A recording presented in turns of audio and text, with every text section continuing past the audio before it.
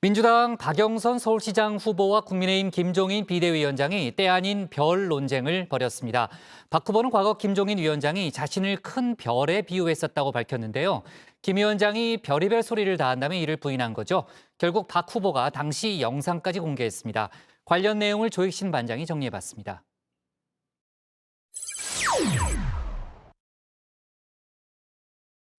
더불어민주당 박영선 서울시장 후보, 정말 스타가 되고 싶은 모양입니다. 믿음의 자녀인 박 후보가 요즘 별을 찾기 시작했습니다. 저도 이제 이 어려운 시대에 이제 과연 올바른 길이 무엇인지 인도해 주십사 기도하고 있습니다. 윤석열이란 별을 점지해 용하다는 소문이 났죠. 점성술사 반열에 오른 국민의힘 김종인 비대위원장이 과거 자신에게도 비슷한 예언을 했다고 주장을 하고 나선 겁니다. 큰 별이 될 수도 있다고 말입니다. 그런데 김 위원장은 그런 기억이 없었나 봅니다. 나는 그런 얘기 한 적이 없어요. 그런데 이 박영선이가 지금 급하니까 지금 뭐 별의별 소리를 다 하는 것 같아. 그 별이라는 건 아무한테나 하는 소리가 아니라고.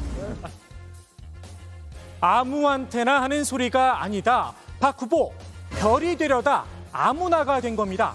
가만히 있을 박 후보가 아니죠. 방송기자 출신답게 팩트로 응수했습니다. 당시 영상을 공개한 겁니다. 박영선 의원과 함께 제가 지난 17대 때 국회에 같이 들어간 적이 있는데 그때 우리 박영선 의원의 의정 활동을 하는 걸 보고 제가 저분이 앞으로 큰 별이 될 수도 있겠구나 하는 이런 생각을 했습니다. 그런데 김 위원장의 별 인증, 그게 이렇게 중요한 건가 싶기도 합니다. 그것도 선거운동이 한창인 이때 말입니다. 일부에선 명실상부한 김종인의 별, 윤석열 전 검찰총장을 염두에 둔 게 아니냐는 해석도 나옵니다. 나도 윤 전 총장과 동급인 별이다. 그것도 큰 별이다. 강조하고 싶어 한다는 건데요.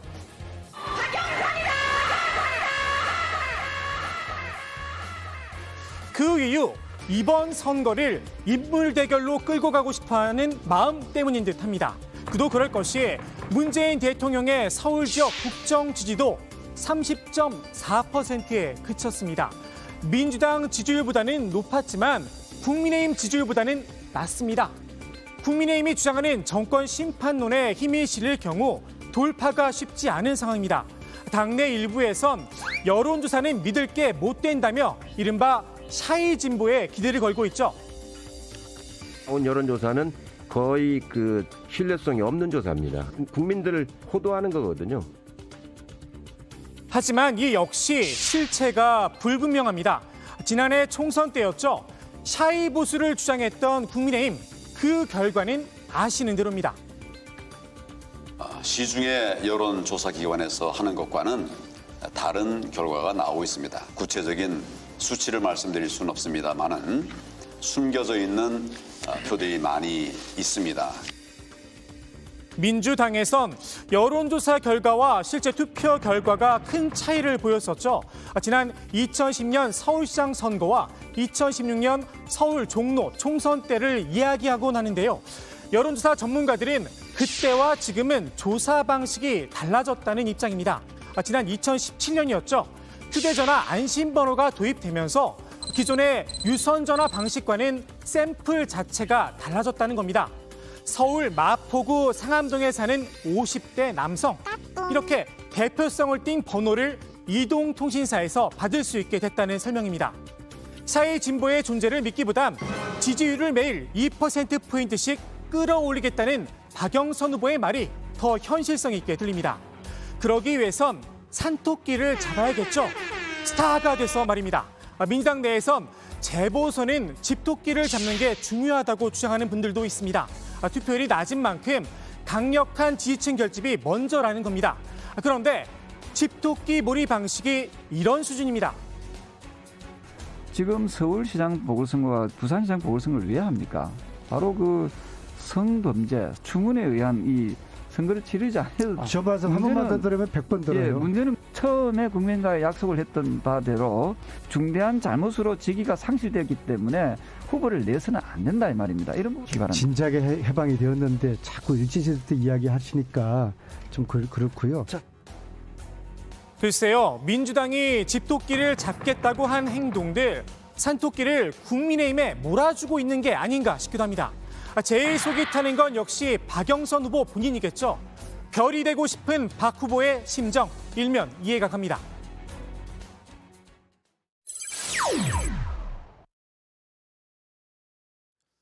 독도는 일본 땅이다. 내년부터 일본 고교 교과서에 실릴 내용입니다. 독도를 한국이 불법 점거하고 있다는 일본 정부의 주장을 그대로 담은 겁니다. 일본 문부과학성은 이 교과서를 내년부터 사용할 계획이라고 하는데요. 사실 예고된 일이었습니다. 지난 2018년 새 학습지도 요령을 발표하며 독도를 일본의 고유 영토라고 명시했죠. 초등학교와 중학교 교과서엔 이미 반영이 된 상황입니다. 교과서에 독도는 일본 땅이라고 아로새긴 일본, 위안부의 기록은 흐릿하게 지웠습니다. 대부분의 역사 교과서에서 위안부에 대한 기술 자체를 줄였습니다. 게다가 역사 교과서 12종 가운데 절반 이상에선 강제성 문제를 아예 언급조차 하지 않았습니다. 우리 정부는 일본이 교과서를 왜곡할 때마다 주한 일본 대사를 초치하고 강하게 항의했지만 그뿐이었습니다. 제국주의 침략에 대한 반성을 거부해 나간다면 과거의 역사에서 교훈을 얻어 미래로 나아갈 수 있는 기회를 잃어버리게 된다는 점을 분명히 명심해야 할 것이다.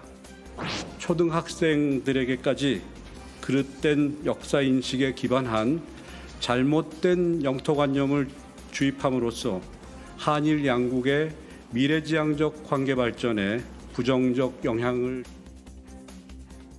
미국 바이든 행정부가 주문한 한일 관계 복원, 우리 국민들이 받아들일 수 있을까 싶습니다. 이웃을 잘 만나는 것도 복이라고 하죠. 우리나라가 이웃복은 좀 없나 봅니다. 중국이 우리 것을 또 탐했습니다.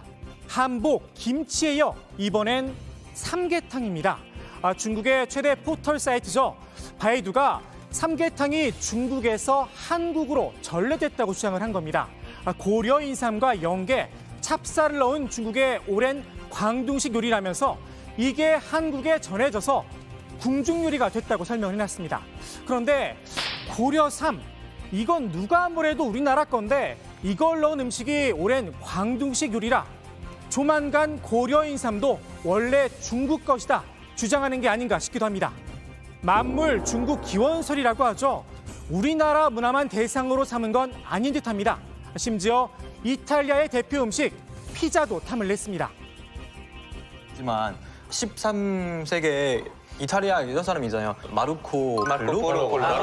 중국에서 한 10몇 년 동안 중국에서 있었는데 그 뒤에는 이탈리아 다시 갔어요. 중국에서 그냥 만두처럼 동그란 거 그냥 비슷한 거 너무 맛있어서 이탈리아 갈 때는 먹을 수 없으니까 요리사 불러서 그 모양으로 만들어서 중국이 피자로 원조라는 됐어요.